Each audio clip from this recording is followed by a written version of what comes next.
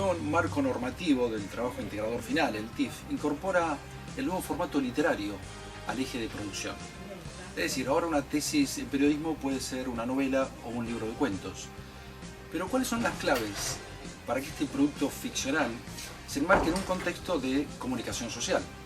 Para ello dialogamos con el director de la editorial de periodismo, Ulises Cremonte, quien nos desglosa muy claramente la importancia del binomio memoria-producto, cómo deberían relacionarse, cómo deberían vincularse, no solo durante el proceso de la realización de la tesis, sino también en la última instancia del coloquio final. Lo vemos. Lo que se ha hecho es revisar lo que se estaba elaborando hasta ahora en esas tesis de producción, incluso con los formatos más tradicionales, no los literarios, en donde había un problema fundamental y que por eso también impedía muchas veces que se realizara una tesis de producción literaria, que era cómo construir la memoria. Y acá los TIF, los nuevos TIF, lo que tratan de hacer es que la memoria sea un registro de por qué se tomaron determinadas decisiones estéticas en cualquier tesis de producción, ya no solamente en una literaria, que es lo más novedoso, digamos. Y antes se abusaba de cierta conceptualización en la memoria, que había que poner un marco teórico que finalmente posiblemente no estabas usando, sino que eran textos que viste alguna vez en la materia y que quedaba bien citarlos en la memoria.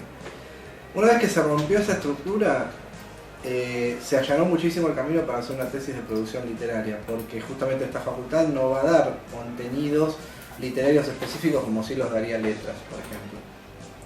Lo que sí tenés que justificar es, desde una visión comunicacional, cómo decidiste que tal libro de cuentos, o tal libro de relatos, o tal novela, tuviera esas características y no otras. ¿Por qué procesos pasaste? ¿Por qué lecturas pasaste? Pero lecturas que pueden ser no solo teóricas, sino también lecturas ficcionales, porque viste un fragmento de un cuento y te gustó cómo el narrador trabajaba una temática específica.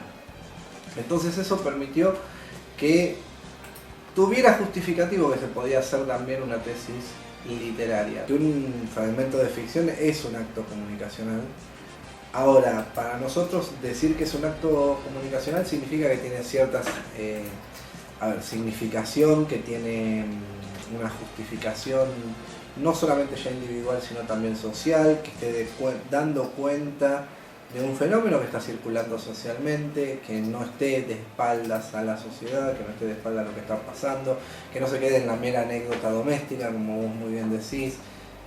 A mí me parece que el perfil de comunicador que nosotros tenemos en la facultad le enseña mucho a el ególatra literato que piensa que vive en una castillo de marfil, alejado de la sociedad, que puede escribir de lo que la musa le dicta. No, nosotros somos comunicadores sociales, en muchos casos comunicadores populares, y lo que escribimos, sin que sea un panfleto de nada, tiene que dar cuenta de resortes y de modos de funcionamiento de una sociedad.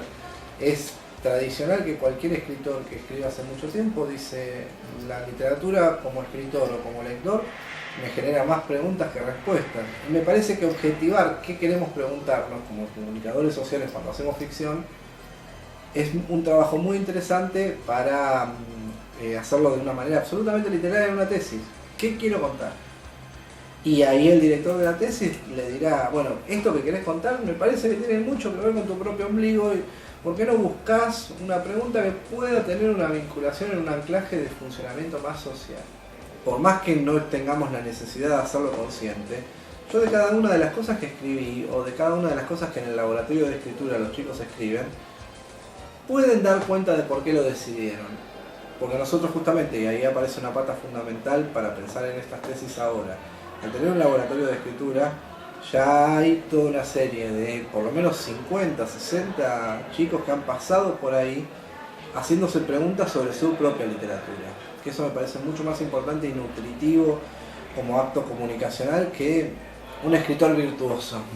Que encontrarte con un alumno que escribe bien porque ha leído desde chico, porque a lo mejor ha tenido una buena formación en la secundaria, por X motivo, porque el padre o la madre escribía, y que capaz es más autista en el sentido de que no se pregunta nada, sino que escribe, vomita textos.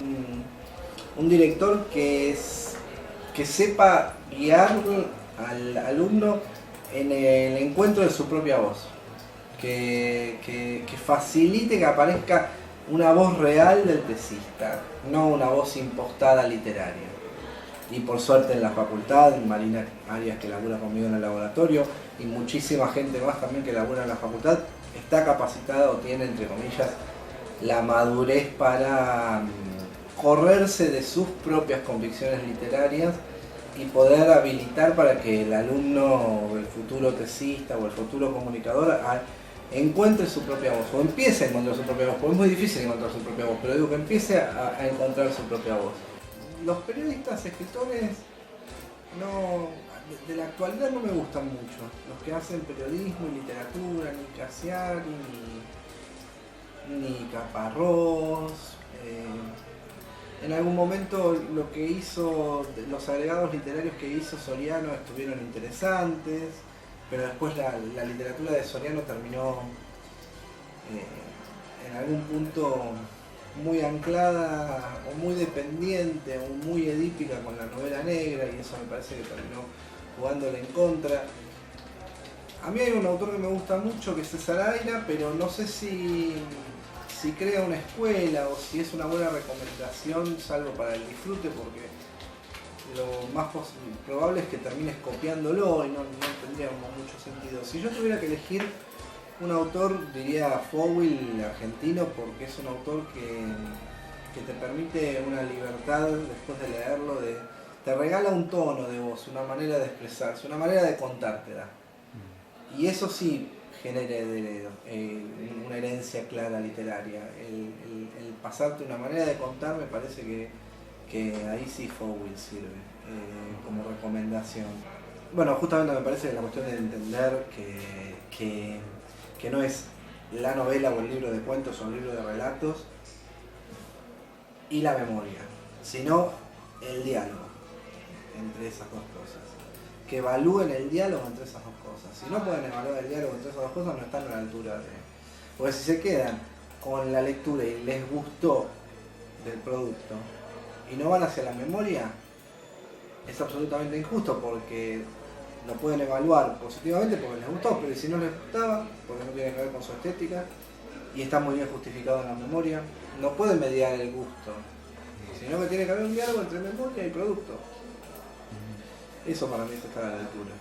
Primero, que nunca pasa los 3 minutos de que la entregaste, sino que hay una demora de tiempo. Tenés que ponerte vos en una posición de jurado y decir, bueno, ¿qué evalúo? ¿Qué vi? ¿Qué evalúo de mi proceso, de mi producto? Y contárselo a los jurados ahí. Para mí eso tendría que ser, nada más que eso el coloquio. No volver a contar lo que ya hiciste. A mí me gustan particularmente, y he tenido tesis de producción y he tenido tesis de investigación más tradicionales. A mí me gustan particularmente aquellas tesis donde llegan a la defensa y pueden tener una cierta distancia con lo que hicieron. Y la humildad para reconocerlo, digamos, ¿no? Y también me gustan los tesistas que trabajan de manera constante e intensa y no se cuelan, porque después se les termina volviendo como una especie de boomerang la tesis y ya la odian. Sí, y hay como una ciclotimia insoportable en eso y una efusividad de repente, y te llaman 3 veces por semana y uno no tiene la disponibilidad cuando a ellos se les ocurre reencontrarse con sus tesis.